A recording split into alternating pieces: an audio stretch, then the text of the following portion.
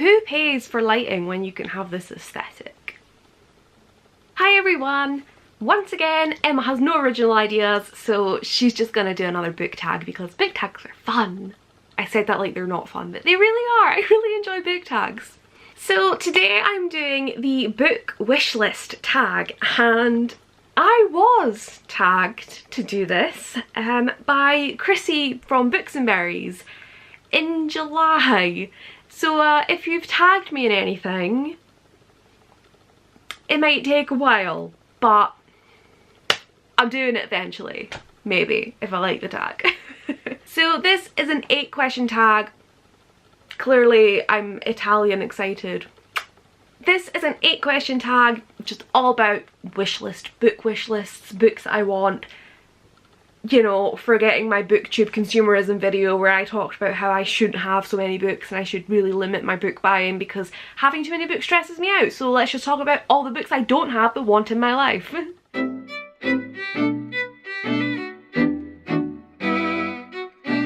That lighting change is gonna get really annoying. So the first question is, how many books are on your wish list? And on my Goodreads wish list, there are currently 525 books.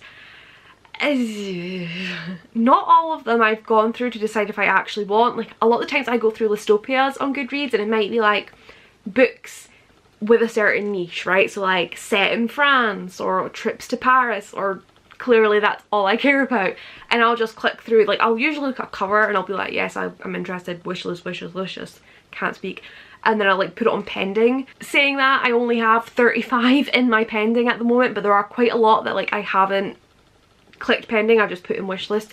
I really love going through my wishlist and deciding what books I really want on there and stuff, but only books that I like truly want end up on my Amazon wishlist. And speaking of Amazon wishlists, question 2 is, which was the last book you bought or got from your wishlist?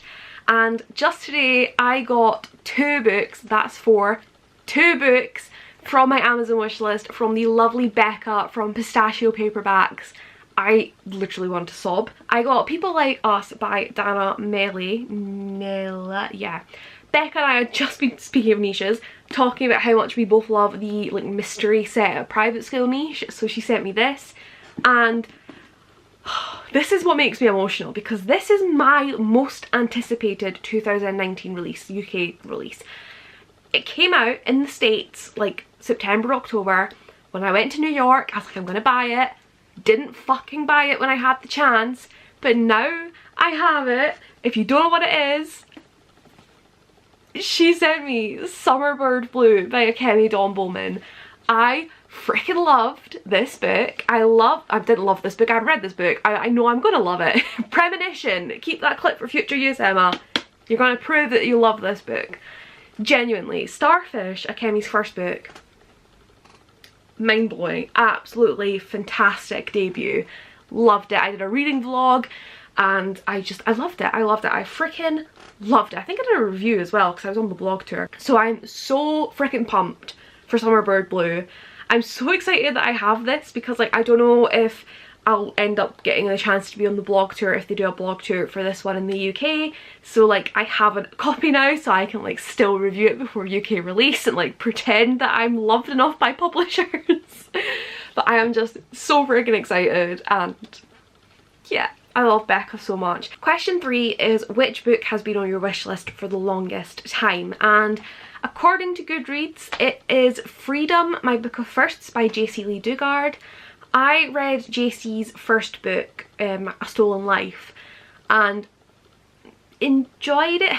It's a non-fiction kind of true crime biography memoir thing. If you don't know, JC Lee Dugard was kidnapped at 11, and I want to say she was kidnapped for like 18 years.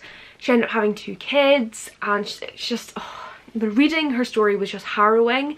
The first part is the most difficult, but then when it gets into her actual life there, it's not very, very graphic at all. It's just, it's fascinating to understand the psychology of it all, like how she didn't just run away and stuff like that. So Freedom is like the sort of follow-up, and it talks about just like the first time she got to do things on the outside and stuff, and I just really want to read that, and apparently it's been on my Goodreads wish list the longest. Question 4 is a book on your wish list that you have no intention of buying. And this is hard because like there's 525 books on there, so clearly I'm not like I'm going to buy every single one of them. But there's none that are on there just because like, oh, I should have that on there. Do you know what I mean? Like, if anything, I would say on Amazon I have a couple different lists. One of them being books to collect, so things like Wicked. I have 7 copies of Wicked already, and I did go out of my way to buy some of them, but I'm at the point now where the editions I don't have, they're usually like translations and things, and it's more a case of I want to get those if I visit that country or somewhere that speaks the language, or just if someone has a spare copy and they're like, hey Emma, I live in Russia and have a Russian edition. I don't even know if there's a Russian edition. You know, I'm not going to go out of my way to seek these editions. They're books that I want, and I will buy them if I see them, but I'm not going to like scour Amazon or eBay and be like, boom, this is mine now. But yeah, like I don't actively keep books on my wish list if I don't want them. As I say, I do go through the wish list and get rid of things, but like I don't just keep things on it like, oh, maybe someone will buy it for me, or like, do you know, I obviously want the book, so I don't know. Question 5 is a book that has been in your wish list on and off, and there aren't really any that I can think of. As I say, like, I like going through my wish list and taking things off if I'm no longer interested, but like, I don't tend to take something off if there's even an inkling of interest. I do think though at one point Firsts by Laurie Elizabeth Flynn was taken off my wish list. I first added it when Lovely Like Laura mentioned it, and then I think it sat for a few months and I was like, oh, it's not available in the UK. And I could be absolutely bullshitting here, but I feel like that might have been at the time, it was at the time when I worked in Waterstones, because I remember looking up on the system and I was going to order it and I was like, no, and then on Book Depository it was full price. So I took it off my wish list because I would get discount at the bookshop, so I wasn't paying full price, and I was like, oh well, I can't have that book, so I took it off, and then I left the bookshop and I was like, oh, I'm gonna have to pay full price for books anyway, so hey, back on the wish list, because whatever. Really weird system, because like surely if I want a book it's better having it on the wish list if I can't get it through my work, but that's like the only book I can think of that's been on and off and on again. Question 6 is where do you maintain your wish list? So obviously I've spoke about them both here in this video, but Goodreads and Amazon. Goodreads obviously has every book that I have an inclination of reading, and Amazon is where I have like that I actually would like this in my life pretty quickly. This is where I'm going to bring up something. So we had a debate, a discussion on Twitter, a friendly discussion mind you.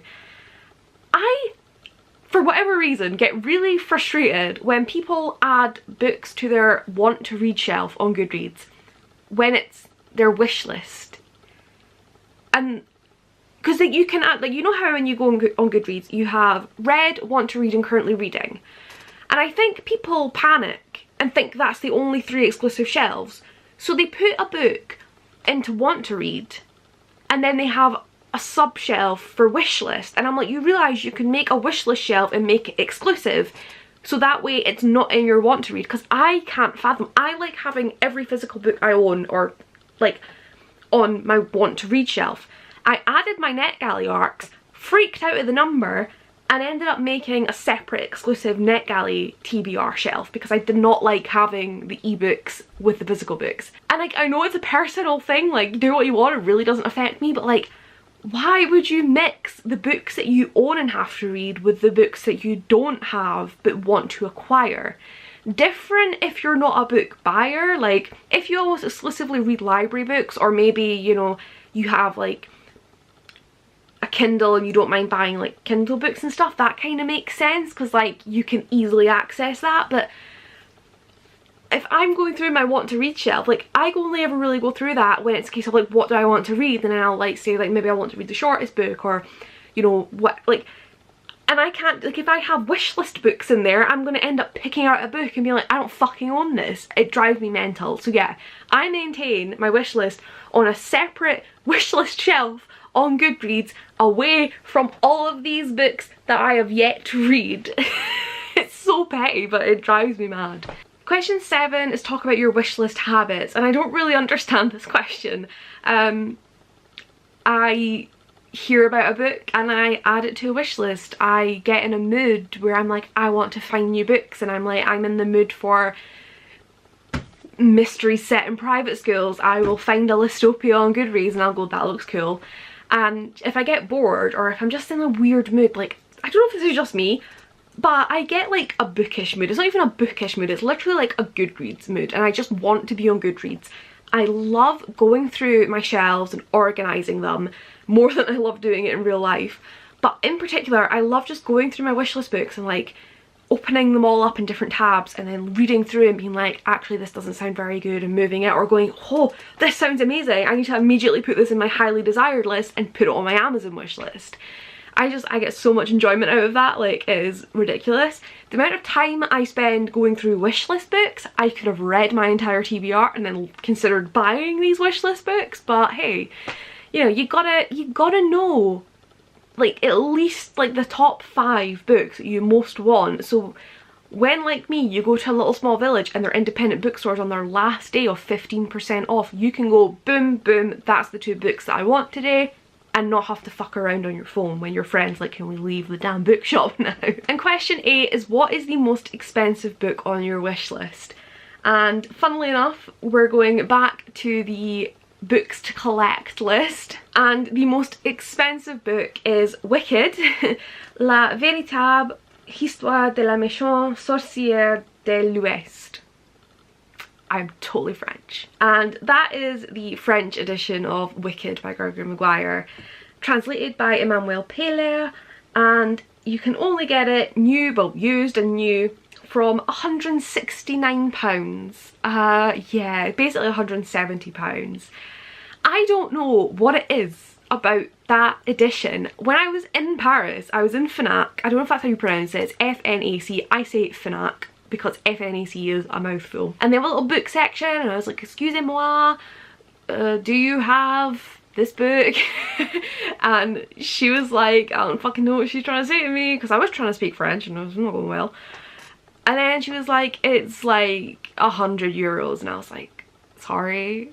Like, she'd have to order it in, it would cost me €100. So I don't know if it's out of print, I don't know, like, I don't know what's going on with it. But it drives me mad because, like, of all the foreign translations of books I would want, like, obviously I want to collect different editions. Like, I have Harry Potter in different editions and stuff and languages.